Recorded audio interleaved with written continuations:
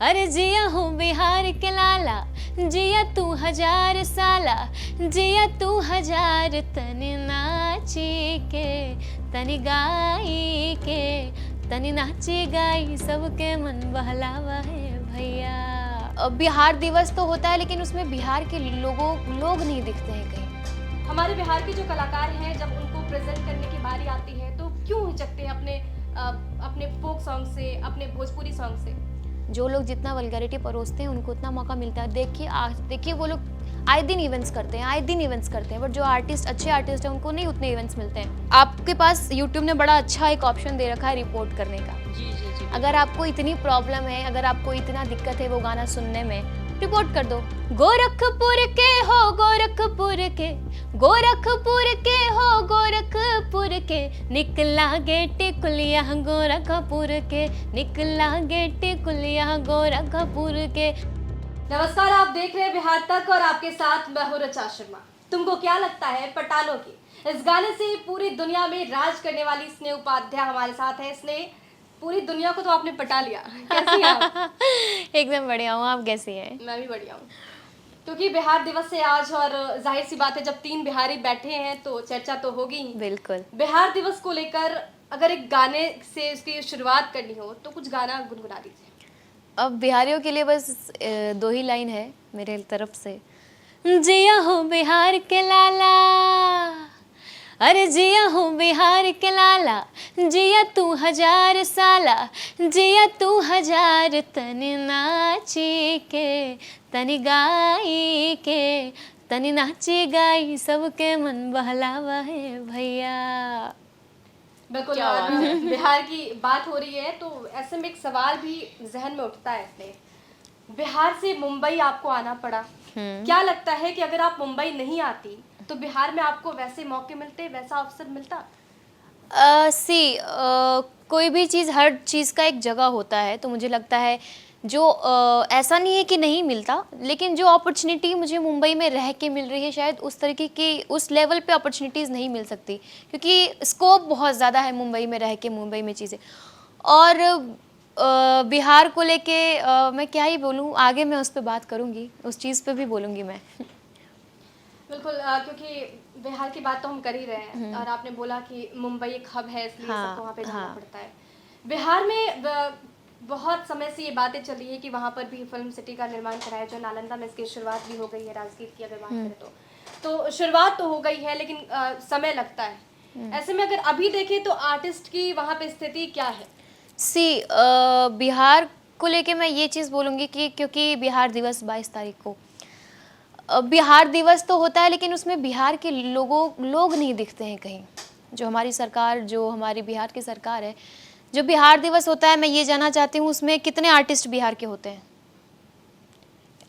अगर आप यहाँ रोज़गार की बात करें, और सिर्फ मैं आर्टिस्ट की बात नहीं करूँगी, अभी हाल में ही एक केस हुआ था तमिलनाडु में एक केस हुआ था, वहाँ पे बहुत सारे मज़दूरों को मारा गया, पीटा गया, गाली गलौज जो भी ये चीज़ें की गई। तो मैं ये पूछती हूँ कि लोगों ने बोला कि क्या उस पर राय होना चाहिए, बट मैं ये कहती हूँ कि उनको बिहार से बाहर जाके काम करने की ज़रूरत ही क्यों है? अगर हमारी सरकार यहाँ पे उनको एम्प्लॉयमेंट देगी, रोज़गार देगी, तो शायद वहाँ जाके काम करने की उनको ज़रूरत नहीं पड़ेगी और गालियाँ खाने की भी ज़रूरत नहीं पड़ेगी। वैसे ही हम आर्टिस्टों को भी, जितना महोत्सव बिहार में होते हैं, बहुत महोत्सव होते हैं, आई थिंक सबसे ज़्यादा महोत्सव बिहार में ही होते हैं, उसमें लेकिन बिहार के आर्टिस्टों को मौका नहीं दिया जाता है। हम जैसे आर्टिस्टों को मौका नहीं दिया जाता है। वो करोड़ों रुपए बाहर के आर्टिस्टों पे खर्च कर देंगे, लाखों रुपए वो बाहर से आर्टिस्टों को बुला के बॉलीवुड से बुला लेंगे, लेकिन अगर बात हमारे ऊपर देने की होती है, जो बिहार के आर्टिस्टों को देने की होती है, फिर वो उनका बजट ही कम हो जाता है वहाँ पे। क्यों? बिल्कुल, ये मुद्दा और ये सवाल आप बिल्कुल जायज़ है, पूछना भी चाहिए। लेकिन जब आप बात कर रही हैं महोत्सव की तो एक और सवाल मेरे जहन में इस वक्त उभर रहा है। ये सवाल ये है कि जब महोत्सव होता है तो जो बाहर के आर्टिस्ट आते हैं, पंजाब से बुलाते हैं, वो पंजाबी को प्रेजेंट करते हैं। बिल्कुल।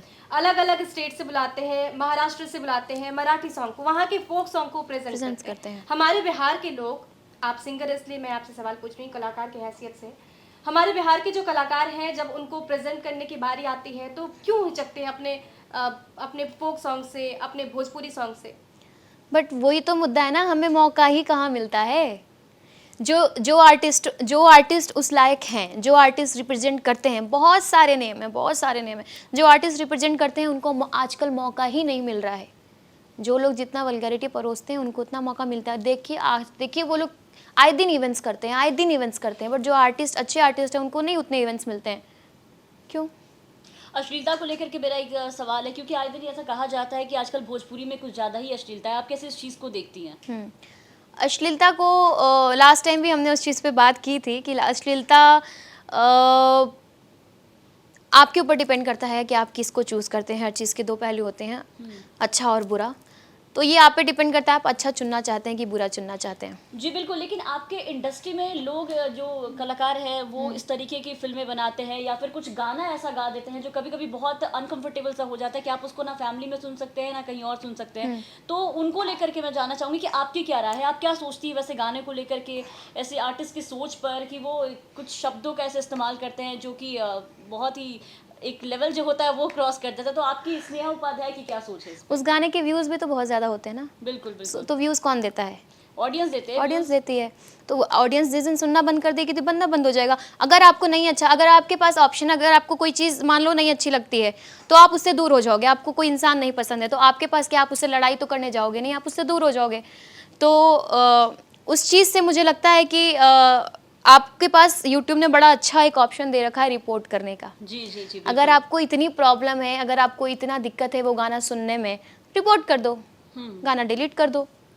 ये तो ऑप्शन है ना, ये तो आपके हाथ में है ना। गाना बनाना किसी और के हाथ में है, लेकिन उसको चलने ना देना और उस चीज़ को डिलीट करवाना वो चीज़ आपके हाथ में है। तो मतलब आप भी ये कहना चाहती हैं कि जो गाने बना रहे हैं उनसे कहीं ज्यादा देखने वाले गुनहगार है कि भैया आप ऐसे गाने को लेकर के बढ़ावा क्यों दे रहे हैं? बिल्कुल वो तो जो बना रहे हैं उनका तो बहुत बड़ा रोल है ये। अगर मैं चलो उनको शर्म नहीं आ रही है बनाने में, बट आपको सुनने में तो शर्म आ रही है ना, तो आप उसको एक्शन ले लो उसके खिलाफ। ठीक है। स्नेहा उपाध्याय जो आपका सबसे फेमस गाना था जिसको गा करके आप इतनी फेमस हो गई, मैं सबसे पहले तो मैं चाहूंगी, क्योंकि हम लोग बातचीत तो कर ही रहे हैं बट बीच बीच में भाई सिंगर बैठी है तो कुछ गाने शाने तो होने चाहिए। तो मैं चाहूंगी कि सबसे पहले आप थोड़ा सा वो 2 लाइन गुनगुना करके सुना दें, क्योंकि काफी वायरल सॉन्ग है। हाँ।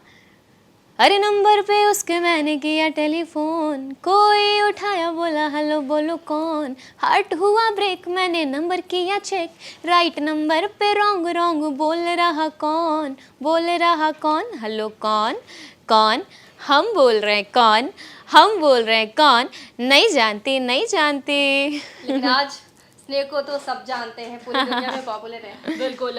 Thank you so much Sneha, आपने ये लाइन गुनगुनाया हमारे लिए काफ़ी बहुत प्यारा गाती हैं आप। आपसे ये जानना चाहिए कि हेलो कौन, ये गाना आपको मिला कैसे, क्योंकि इसके लिरिक्स भी काफ़ी ज़्यादा मज़ेदार है और इससे आप काफ़ी वायरल हो गई, फेमस हो गई। तो ये गाना आपके पास आया कैसे? बस ऐसे ही मेरे पास आ गया गाना। जब ये गाना जिन्होंने बनाया और म्यूज़िक किया आशीष जी ने, तो वो गाना, ये डमी आया था मेरे पास कि ऐसा एक गाना, क्योंकि उस समय टिकटॉक पे बहुत वायरल चल रहा था ये लाइन, हेलो कौन हम बोल रहे हैं।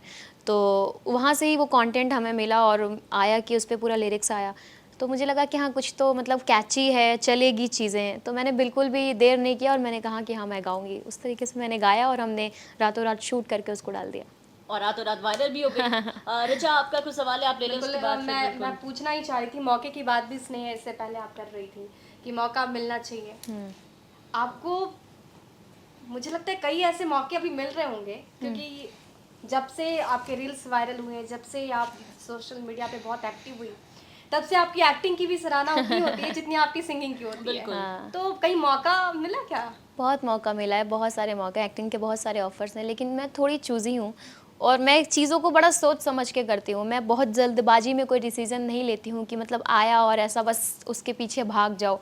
मैं कोई भी डिसीजन बहुत सोच समझ के लेती हूँ, फ्यूचर का सोच समझ के लेती हूँ कि इसके बाद क्या हो सकती हैं चीज़ें। तो बस इसलिए मैं अभी उस डिसीजन तक पहुँच नहीं पाई। ठीक है। अगर मेरा एक सवाल है हाँ कि अगर आपको काम करने का मौका मिलता है, क्योंकि आप बहुत चूजी हैं, और अगर ऐसा मौका मिलता है और स्नेहा उपाध्याय का मन कर जाता है कि आप चलो डेब्यू कर ही देना है, तो कौन सा वो एक एक्टर होगा, कौन आपकी पसंदीदा जिनके साथ आप बिल्कुल डेब्यू करना चाहिए? भोजपुरी का तो मैंने बिल्कुल नहीं सोचा है कि भोजपुरी मूवीज मुझे करनी है। भोजपुरी में कोई एक्टर आपको पसंद ही नहीं है?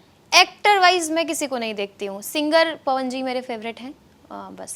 खेसारी लाल यादव भी काफी अच्छा गाते हैं, बिल्कुल बहुत अच्छा गाते हैं। सब लोग अपने फील्ड में अपने जिस तरीके से है, खेसारी जी की लाइव परफॉर्मेंस की जो एनर्जी उनके अंदर है उसकी मैं फ़ैन हूँ। पवन जी की जो प्लेबैक सिंगिंग है और जिस तरीके से वो गाते हैं उसकी फ़ैन हूँ। तो सबकी अपनी अपनी जगह है। तो एक्टर का नाम पहले आप बता दें कि आप Actor- किसके साथ डेब्यू करना चाहेंगी? आपकी- ऐसा कुछ मैंने नहीं सोचा है, वेरी फ्रैंकली मैंने कुछ नहीं सोचा कि मुझे किसके साथ डेब्यू करना है नहीं करना है। लेकिन कोई फेवरेट एक्टर तो होगा ना, हर Bollywood- किसी का एक एक्टर होता है, एक एक्ट्रेस फेवरेट होती है। बॉलीवुड में अगर बात करें तो अक्षय कुमार मेरे फेवरेट हैं।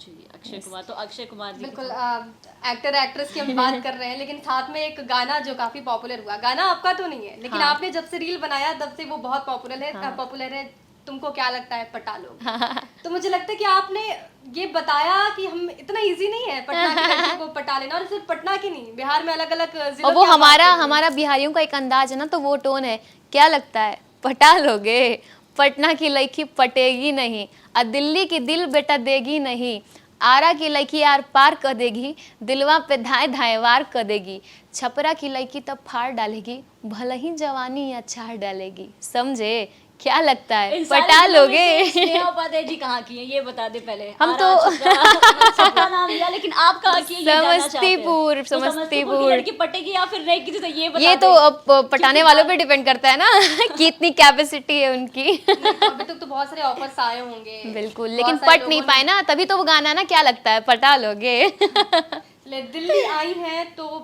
बिहार में तो लगातार हम हर चीज़ें खाते हैं, बिहार में रहते हैं तो बिहार को जीते भी हैं, बिहार के साथ रहते भी हैं। जब दिल्ली आते हैं तो दिल्ली में बिहार कहाँ दिखता है? दिल्ली में बिहार खोजना क्यों है, बिहार बिहार है, बिहार दूसरा बन नहीं सकता है, हमारा बिहार क्या हमारा बात है, बिहार है, क्या उसके बात है। कंपेयर उसका कंपेयर कोई नहीं कर तभी तो सकता। कहते हैं एक बिहारी सौ सौ पे भारी। दिल्ली में भले ही बैठे हैं लेकिन है हाँ, बिहारी। लेकिन हमारा बिहार हर जगह छाया रहता है भैया, हमारे जहाँ पे भी हो हम बिहारियों का अपना ही एक भौकाल रहता है। बिल्कुल बिल्कुल, दिल्ली में रह के भी वो भौकाल हम टाइट रखते हैं। तो अगर बिहार की बात करें तो वहाँ का कौन सा ऐसा डिश है जो आपको बहुत पसंद है खाने में? लिट्टी चोखा के अलावा, क्योंकि लिट्टी चोखा तो मैं खाती नहीं, मुझे दाल पिट्ठा बहुत पसंद है, जो दाल में बनता है, दाल में आटे का दाल पिट्ठा। जी, जी, जी। वो मुझे बहुत पसंद है खाना। मैंने कभी खाया नहीं है लेकिन दाल शुड ट्राई, आपको ट्राई करना चाहिए दाल पिट्ठा। बहुत अलग अलग, एक्चुअली उसकी अलग अलग जगह पे अलग अलग रेसिपी अलग है, बनाने और का तरीका नई तरीका, और अलग है। बोलते भी अलग अलग हैं चीजें हर जगह। अगर जैसे बिहार की बातें आप करती हैं, आपके गानों में भी रिफ्लेक्ट होता है कि बिहार से कितना प्यार है, बिहार वासियों से भी प्यार मिल रहा है। लड़का जो आएगा स्नेह उपाध्याय का, जो राजकुमार होगा, बिहार का होगा।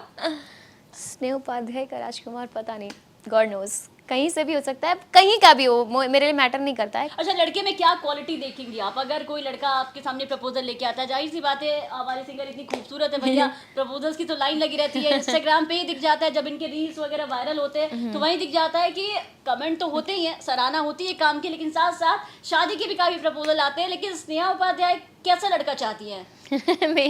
मैं दिल का साफ होना चाहिए मुझे ना, एक साइड मैच्योर, मतलब लड़का ऐसा हो मैच्योर भी हो और नॉटी भी हो, दोनों चीज़ का मिक्सचर हो, और मुझे पैम्पर करे, मुझे बच्चों की तरह ट्रीट करे। मुझे पैम्पर करना बहुत, मुझे वही लोग पसंद होते हैं जो मुझे पैम्पर करते हैं, क्योंकि मैं बिल्कुल बच्चों की तरह हूँ, और दिल का साफ होना चाहिए बस। लड़कियों को पैम्परिंग ऐसे भी काफी का- अच्छी लगती है। अच्छा, बेहतर इस बात से relate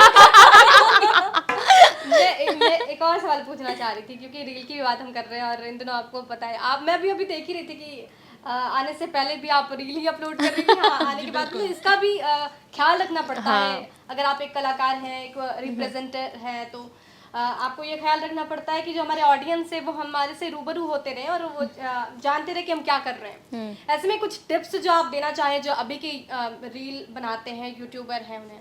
मैं ऐसा कुछ टिप नहीं देना चाहती हूँ, मैं अपने बारे में बता सकती हूँ कि जो भी डलते हैं, क्योंकि जैसे हमारे फॉलोअर हैं, अगर हमें फॉलो करते हैं तो हमारे कंटेंट को देख के ही फॉलो करते हैं, तो किस तरह की कंटेंट उनको पसंद है, किस कंटेंट की वजह से हमें फॉलो करते हैं, वो मैटर करता है।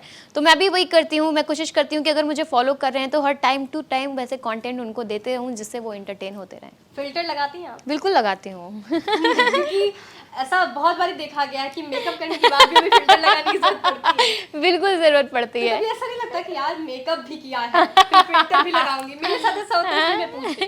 कभी कभी, मतलब ऐसा नहीं, मेकअप करती हूँ तो फिल्टर यूज़ नहीं करती हूँ, बिना मेकअप के कभी कभी करना पड़ता है। तो कभी ऐसा कोई कमेंट आया हो कि नहीं, ज्यादा हो गया? वैसे फिल्टर नहीं यूज़ करती हूँ जो ओवर लगे। अच्छा नेचुरल ठीक वाला। है, ऐसे तो स्नेहा उपाध्याय को जनरली हम गाने में देखते हैं, एक्टिंग करते हुए देखते हैं, डांस करते हुए देखते हैं, रील्स बनाते हुए देखते हैं, लेकिन असल जिंदगी में स्नेहा घर पे कैसी है, वो हम जानना चाहेंगे आपसे, क्योंकि आपके काफी दर्शक भी है जो उस वक्त आपको देख रहे होंगे कि भाई हमारी हेलो कौन वाले सिंगर है कैसी, क्योंकि अब जैसा कि आपने कहा कि देखते हैं कौन पटा पाएगा, तो भैया जो पटाने भी आएंगे उनको भी तो कुछ हिंट चाहिए ना कि भाई लड़की है कैसी। मैं बहुत नॉर्मल हूँ, मैं बहुत सिंपल हूँ, मैं बहुत फैमिलियर गर्ल, मतलब फैमिली के साथ रहने वाली। और जब मुझे आप जिस तरीके से अभी दिख रही हूँ, जब मैं घर पे अलग ही अवतार में रहती हूँ, मुझे पहचान पाना बहुत मुश्किल होगा। मुझे घर के काम करना बहुत पसंद है, मुझे खाना बनाना बहुत, क्योंकि मैं व्लॉग्स भी करती हूँ तो लोगों को पता है मुझे खाना बनाना बहुत पसंद है, अच्छे अच्छे डिशेस खिलाना और घर का काम करना बड़ा अच्छा लगता है। और मेकअप करने में कितना टाइम लगता है? मेकअप मैं ज़्यादा अप्लाई नहीं करती हूँ, मैं फटाफट जो भी है फटाफट कर लेती हूँ। तो ध्यान क्या देना होता है? मतलब सबकी अपनी अपनी प्रेफरेंसेस होती है। जानवी कपूर से मैंने एक बार पूछा, उन्होंने बोला कि मुझे आई मेकअप ऐसा उसमें टाइम लगता है। मुझे क्योंकि ये चीज़ शायद आप ज़्यादा अच्छा समझेंगे, क्योंकि हम लोग गोल गोल हैं, गोलू मोलू। तो हमारे लिए सबसे बेस्ट पार्ट कॉन्टोर। मैं कॉन्टोर पे बहुत ज़्यादा ध्यान देती हूँ, कैसे मैं मतलब मेरा फेस पतला दिखेगा, बस ये मेरे लिए मेन रहता है। कैसे बन जाऊं?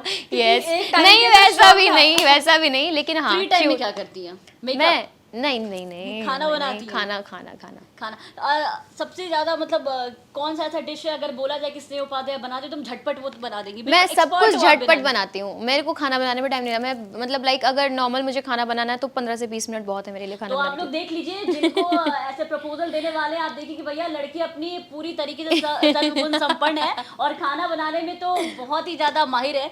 हाँ वो तो हूँ।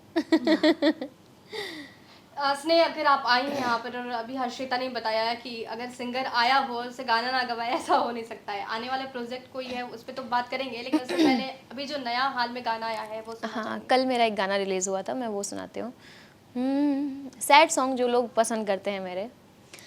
जैसी हरकत की उम्मीद थी तूने वैसा किया, बेवफाई है मकसद तेरी चलो पूरा किया, रुख से पर्दा हटा झूठा चेहरा दिखा तूने खुद को है साबित किया, खुदा खुदा खुदा तेरा शुक्रिया, खुदा खुदा खुदा तेरा शुक्रिया। क्या बात है, बहुत ही खूबसूरत आवाज़ है आपकी वाकई में। अच्छा स्नेहा, मैं ये पूछना चाहती हूँ कि जब भी आप रिकॉर्डिंग करने के लिए जाती है तो रिकॉर्डिंग करने के टाइम कितने टेक्स आपको लेने पड़ते हैं? अब ये तो डिपेंड करता है गाना कैसा मतलब है उसके ऊपर। काफी ज्यादा रीटेक करना पड़ता है या फिर मतलब नहीं, रीटेक्स तो करने पड़ते हैं, क्योंकि मैं परफेक्ट जब तक चीज़ें नहीं हो जाती तो मुझे लगता है चीज़ें परफेक्ट होनी चाहिए, तो रीटेक्स तो होते ही हैं। रील बनाने में कितने रीटेक्स लेती हैं ये वो बताएं? रीटेक नहीं लेती हूँ मैं। उसमें प्रो हैं। रील बनाने में ज़्यादा रीटेक्स नहीं होते हैं। अभी आप जो गाना गा रही थी, बिल्कुल गाने के अंदर ही वैसी भाव जो होती है वो ऑडियंस कनेक्ट कर लेता है, और शायद यही वजह कि ये गाना भी काफ़ी पॉपुलर हुआ, काफ़ी रील्स भी बन रहे हैं इस गाने पर। तो गाना बनाते समय, गाना गाते समय, उसको शूट करते समय तीनों का मोड अलग अलग होता है। गाना आप जब गाते हो तो एक सिंगर बस उसकी बारीकियों पर ही नजर रखता है, बनाते समय और शूट करते समय आपको ये अब देखना पड़ता है कि जो लिरिक्स है उसको हम प्रेजेंट कैसे करें। तो उस समय कुछ ऐसा ख्याल आता है क्या, कुछ सोचना पड़ता है क्या कि सैड होना है आपको? सैड होने के लिए देखिए आज के डेट में खुश होने के लिए बहुत मुश्किल है, सैड होने के लिए बहुत सारी वजह है। आप आज का ऐसा दौर चल रहा है, तो सबकी लाइफ में कुछ ना कुछ चीज़ें ऐसी होती हैं पर्सनल लाइफ में जो आदमी कनेक्ट कर लेता है। तो बस वही चीज़ें मैं अपने गाने के ज़रिए मैं भी उस चीज़ को कनेक्ट करती हूँ, जो मतलब निगेटिव चीज़ें उसको अपने गाने में पॉजिटिवली उसको एक्सप्रेस कर देती हूँ। बहुत ही बेहतर। पॉलिटिक्स में इंटरेस्ट रखती है? बिल्कुल नहीं, बिल्कुल भी नहीं, बिल्कुल मतलब नहीं। पॉलिटिक्स से काफी दूर रहती है? बहुत दूर हूँ। बिल्कुल। तो अब अंतिम पड़ाव की ओर चलते हैं, और आप यहाँ पे आई हैं तो मैं ये चाहूँगी कि जब हम इसको एंड अप करें तो एक गाने के साथ, खूबसूरत गाने के साथ। कौन सा गाना सुनना चाहेंगे, हिंदी भोजपुरी? आप अपना फेवरेट गाना सुना दीजिए। एक गाना है भोजपुरी मेरा आया था वो, बहुत प्यारा गाना है। मन जोग पियावा मिलल सखी हमके, बड़ा खुश पानी हम कहीं कसम से। मन जोग पियावा मिलल सखी हमके, बड़ा खुश बानी हम कहीं कसम से। मोर बलमुआ के बिना कुछो ठीक ना लागे, हमरे राजा जी के बोलिया के आगे केहू के बोली निक न लगे, केहू के बोली निक न लगे, हमरे सैया जी के बोलिया के आगे केहू के बोली निक न लगे। कोई ऐसा लोक गाना जो आप गाना चाहेंगी, जो आप अक्सर अपने घर पे भी गुनगुनाती होंगी क्योंकि आपको पसंद भी है ये गाना काफ़ी, तो कोई ऐसा? एक गाना है मैंने उसको रिक्रिएट किया था गाने को वो गाती हूँ। गोरखपुर के हो गोरखपुर के, गोरखपुर के हो गोरखपुर के, निकला गे टिकुलिया गोरखपुर के, निकला गे टिकुलिया गोरखपुर के, अरे बलिया के सतुआ देवरिया के मरीचा, बलिया के सतुआ देवरिया के मरीचा, मुटकी मुरैया, अरे मुटकी मुरैया जवानापुर के, अरे मुटकी मुरैया जवानापुर के, निकला गे टिकुलिया गोरखपुर के, निकला गे टिकुलिया गोरखपुर के। तो स्नेह उपाध्याय ने तो बता दिया कि उन्हें जो टिकुली यानी कि हमारे यहाँ बिंदी को टिकलू कहते हैं, तो जो बिंदी है उनको गोरखपुर का बहुत अच्छा लगता है। आपको स्नेह उपाध्याय की बातें कैसी लगी, वो जो सवाल हमने पूछा उसके जवाब आपको कैसे लगे, हमें कमेंट बॉक्स में जरूर बताइए। नमस्कार।